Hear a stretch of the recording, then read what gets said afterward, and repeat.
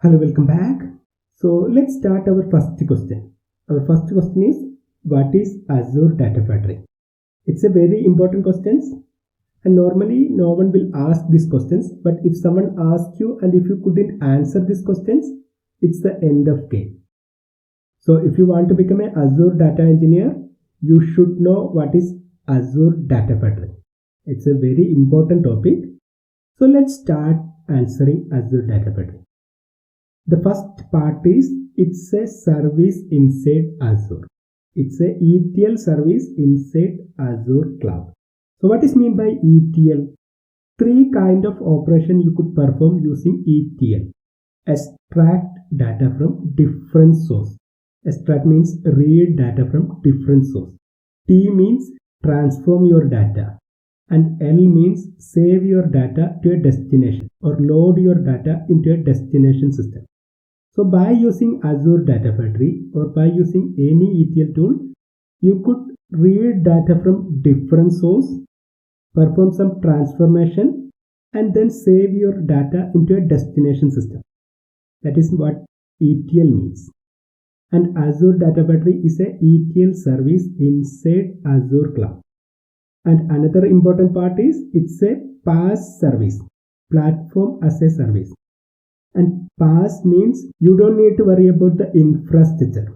Microsoft will manage the infrastructure for your Azure Data Factory. You could design your pipeline. You don't need to worry about the infrastructure. Which operating system will you use? What kind of server will you use? You don't need to worry about anything. You could simply focus on the transformation logic that you are going to build. And mainly we use Azure Data Factory for data migration. Data migration means you might need to move your data from your on-premise environment into cloud, or from cloud to your on-premise environment, or you might require to collect data from different sources, transform them and save it into data warehouse or into a cloud system. And we could use Azure Data Factory to collect data from different sources and to perform data migration. You could use Azure Data Factory to perform data migration across different sources. So by using Azure Data Factory, you could perform data migration across different sources. So it's a data integration service that retrieve data from different sources, perform the transformation and save your data into a destination system. And the definition is very simple. It's an integration service. That means you could collect data from different sources. And it allows us to create pipeline to perform the transformation and transportation inside Azure cloud. Also, you could automate your transformation using Azure Data Factory. Also, you could use the existing infrastructure like HD Insight, Hadoop, Spark, or Azure Data Lake, or similar kind of existing infrastructure to perform your transformation. So if you want to perform any kind of transformation, you could use the existing infrastructure. Azure Data Factory already uses Spark for transformation, but if you want to perform some transformation with the help of Azure Data Lake or Azure SQL DB, you could use those kind of infrastructure. So the key point is, Azure Data Factory is a ETL service inside Azure cloud. This service allows us to retrieve data from different sources, perform the transformation with the help of existing infrastructure like Spark, Hadoop, HD Insight, Azure Data Lake or Azure SQL DB, and help us to save this data into different storage system like Azure Storage Account, Azure Data Lake, or similar kind of storage system. What is Azure Data Factory integration runtime? It's a very important question, and you could expect these questions in any of your meeting. And let's answer it. The answer is very simple. It's a infrastructure, compute infrastructure used by Azure Data Factory, or compute infrastructure used by Azure Synapse Pipeline. So this kind of infrastructure is called integration runtime.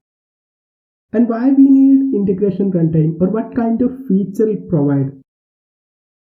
Mainly, we could use integration runtime to execute data flow or to perform data movement. If you want to copy some data from your source to destination, you could use the infrastructure. We need an infrastructure, and by using this compute infrastructure, you could perform the transformation. Similarly, if you want to perform some activities on Azure SQL, or if you want to execute a Databricks task, you could execute those tasks with the help of Azure Data Factory integration runtime.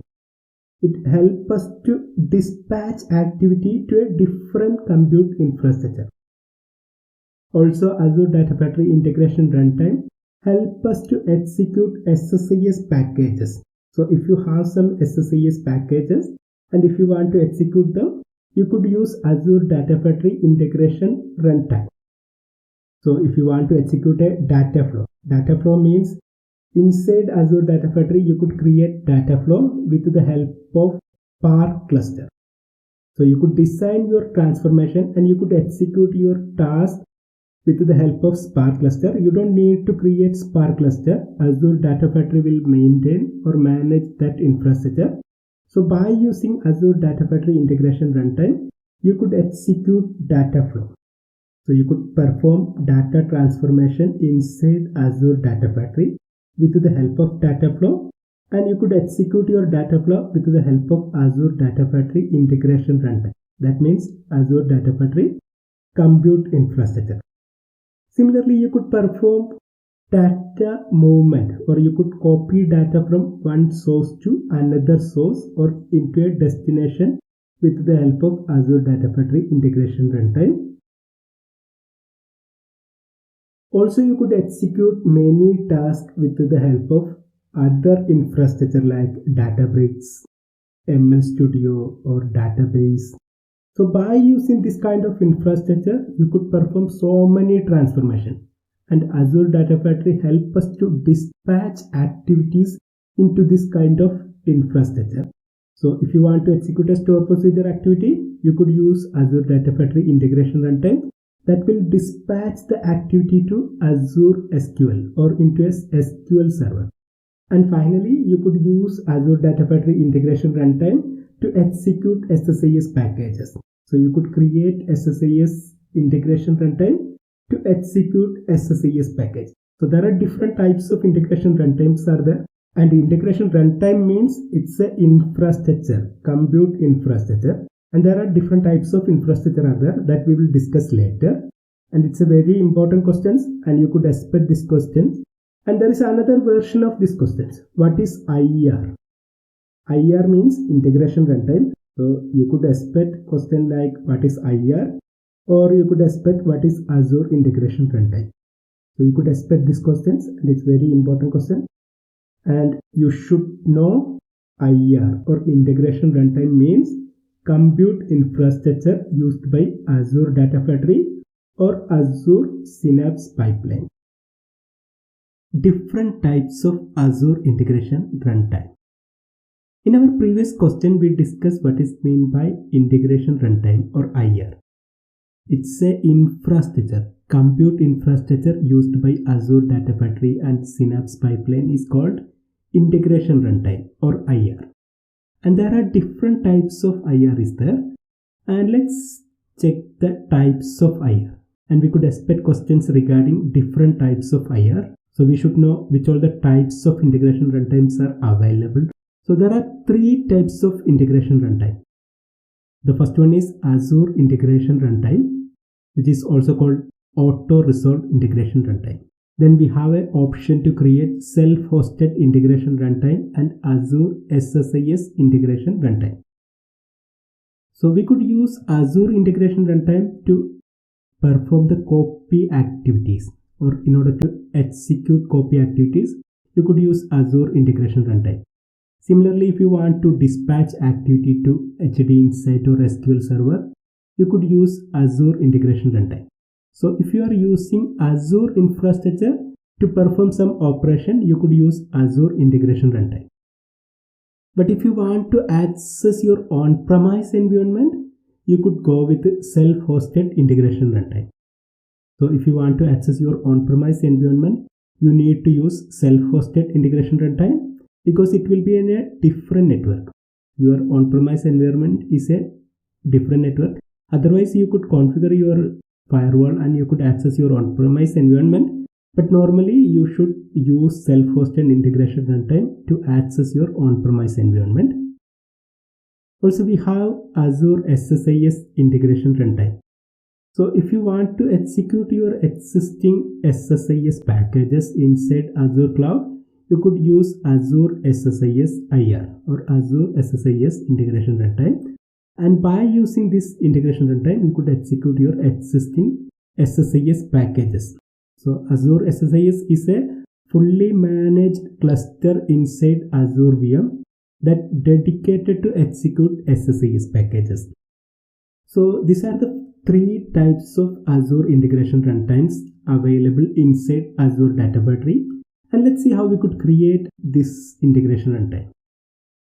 So if you go to Manage tab inside your Data Factory, you could see we have an option to select linked service integration runtime. And once you select integration runtime, you have an option to click new or create new integration runtime. And you could see we have 2 options. One is Azure or self-hosted and another set is Azure SSIS. So if you select Azure or self-hosted, you will get option to create a integration runtime as Azure integration runtime or self-hosted integration runtime. So if you want to create a new Azure integration runtime in a specific region, you could select this option and you could continue. And if you want to access your on-premise environment, you could select self-hosted integration runtime and you could configure. And if you already configured one self-hosted integration runtime in a different Azure Data Factory, and if you want to reuse the existing self-hosted integration runtime, you have an option. You could select this option and you could continue. So if you select Azure integration runtime and if you continue, you could specify your location. And instead of auto resolve, if you want to specify a location to a specific region, you could select that. So you could select a region. So normally auto resolve will resolve or select a region that are appropriate or near to the destination. But if you want to restrict your location to a specific region, you could select a region. Instead of auto resolve, you could select a specific region and you could create your new Azure integration runtime. And once you create a Azure Data Factory, you will get, by default, you will get a auto resolve integration runtime. But you could create new integration runtime to a specific region or into a auto resolve also. Similarly, you could configure self-hosted integration runtime to access your on-premise environment, and you could create Azure SSIS integration runtime to execute your SSIS packages. So you could create new integration runtime for your SSIS packages, and you could select the configuration required for your SSIS packages. And based on your current configuration, you could see how much you will be charged. Per hour, $3 or $4 will be charged for this configuration. But you could select different configuration also.